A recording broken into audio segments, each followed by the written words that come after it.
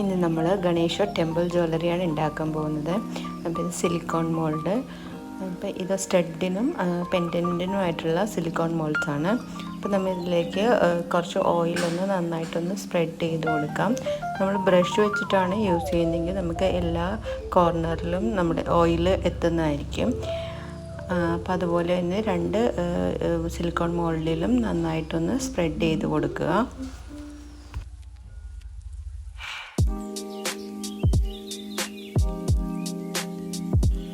ഞാനിവിടെ natural clay ആണ് use ചെയ്തിരിക്കുന്നത്. അപ്പോൾ ക്ലേ നന്നായിട്ട് കയ്യിൽ വെച്ച് നന്നായിട്ടൊന്ന് സ്മൂത്തൻ ചെയ്തെടുക്കുക.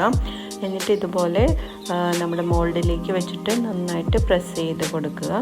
ബാക്ക് സൈഡ് വെച്ചിട്ടും ഒന്ന് നന്നായിട്ട് പ്രസ് ചെയ്ത് കൊടുക്കുക. അപ്പോൾ ഇംപ്രഷൻസ് എല്ലാം നല്ലതായിട്ട് കിട്ടുന്നതായിരിക്കും. പിന്നെ സൈഡിൽ ഒരിത്തിരി കട്ട് ചെയ്യാനേ ഉള്ളൂ. ബാക്കി ഇംപ്രഷൻസ് ഒക്കെ എല്ലാം നന്നായിട്ട് തന്നെ വന്നിട്ടുണ്ട്. സൈഡൊന്ന് റിമൂവ് ചെയ്തെടുത്താൽ മാത്രം മതിയാവും. നമുക്കിതിലേക്കൊരു ഹാങ്ങിങ് ബീഡ്സും കൂടി അറ്റാച്ച് ചെയ്ത് കൊടുക്കാം.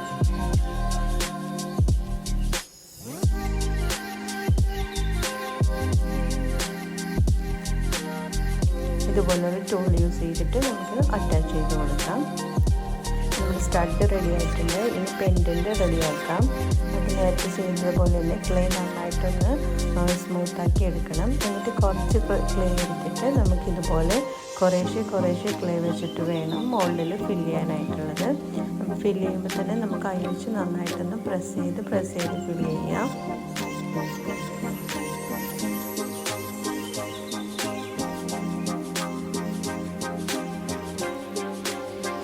ബാക്ക് സൈഡും ഇതുപോലെ വെച്ച് നന്നായിട്ട് പ്രസ് ചെയ്തിട്ടെടുക്കുക. ഇതിൻ്റെ ഇംപ്രഷൻസ് ഒക്കെ എല്ലാം നന്നായിട്ട് തന്നെ വന്നിട്ടുണ്ട്. ഇതിലേക്ക് നമുക്ക് ഹാങ്ങിങ് ബീഡ്സ് അറ്റാച്ച് ചെയ്ത് കൊടുക്കാം.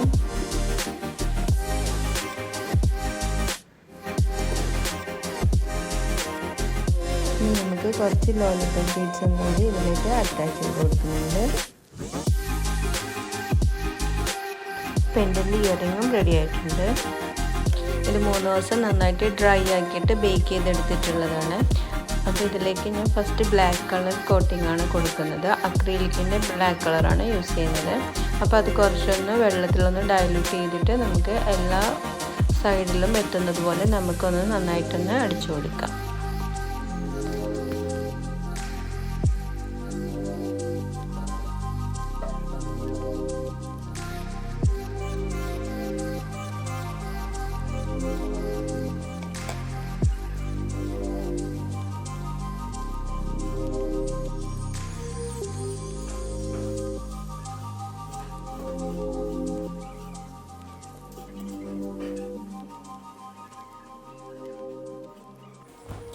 ഞാനിവിടെ മെറ്റാലിക് ഗോൾഡൻ കളറാണ് യൂസ് ചെയ്യുന്നത്. അപ്പോൾ നമുക്ക് ഫസ്റ്റ് തന്നെ നമ്മൾ ബ്രഷിലെടുക്കുമ്പോൾ ഫസ്റ്റ് തന്നെ അതിനകത്ത് കൂടുതൽ കളേഴ്സ് ഉണ്ടാവും. അപ്പോൾ എന്ത് ചെയ്യണമെന്ന് വെച്ചാൽ ആദ്യം വേറെ എവിടെയെങ്കിലും ബാക്കിലോ എവിടെയെങ്കിലും ഒന്ന് ബ്രഷ് ചെയ്ത് കൊടുക്കുക. എന്നിട്ട് നമുക്ക് പതുക്കെ ഒന്ന് ഇതുപോലെ ബ്രഷ് ചെയ്തെടുത്താൽ മതിയാവും. അപ്പം അധികം കളറായിട്ടുണ്ടെങ്കിൽ ആ ഇംപ്രഷൻ്റെ ഉള്ളിൽ കൂടുതൽ കളർ വന്ന് ഫില്ലായി പോകും. അപ്പോൾ ഇതുപോലെ ഫസ്റ്റ് ഏതെങ്കിലും ഒരു സ്ഥലത്തൊന്ന് അപ്ലൈ ചെയ്ത് കൊടുക്കുക. എന്നിട്ട് ബ്രഷിൽ അധികം കളർ ഇല്ലയെന്ന് തോന്നുമ്പോൾ മാത്രം നമ്മൾ ഇതുപോലെ ഒന്ന് ലൈറ്റായിട്ട് ബ്രഷ് ചെയ്ത് കൊടുക്കുക. ഇത് നമ്മൾ കുറേ പ്രാവശ്യം ഇതുപോലെ ആവർത്തിക്കണം. എന്നാലും മാത്രമേ നമുക്ക് ഉദ്ദേശിക്കുന്ന കറക്റ്റ് കളറിലേക്ക് വരത്തുള്ളൂ. അപ്പോൾ ഇതെൻ്റെ ഫസ്റ്റ് കോട്ട് ഇങ്ങനെ അടിച്ചിട്ടുണ്ട്. ഇനി ഇത് കഴിഞ്ഞിട്ട് ഒന്നും കൂടി അടിക്കാം. അപ്പോൾ ഫസ്റ്റ് ഞാനിത് കളർ എടുത്തിട്ട് ബീഡ്സിലാണ് ഫസ്റ്റ് അടിച്ചു കൊടുക്കുന്നത്. ബീഡ്സിൽ നമുക്ക് നന്നായിട്ട് കളർ വേണം. അപ്പോൾ ഫസ്റ്റ് ബീഡ്സിൽ അടിച്ചിട്ട് ബാക്കി വന്ന കളർ വെച്ചിട്ട് ഇതുപോലെ ഒന്ന് അപ്ലൈ ചെയ്ത് കൊടുക്കാം.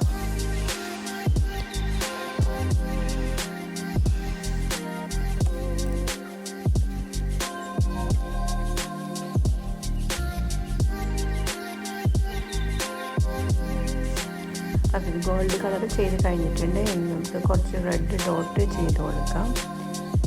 അപ്പോൾ തന്നെ റൗണ്ട് ഷേപ്പുള്ള സ്ഥലത്തൊക്കെ ഞാനിതുപോലെ റെഡ് കളർ വെച്ചിട്ട് ചെറിയ ഡോട്ട് ചെയ്ത് കൊടുക്കുന്നതാണ്.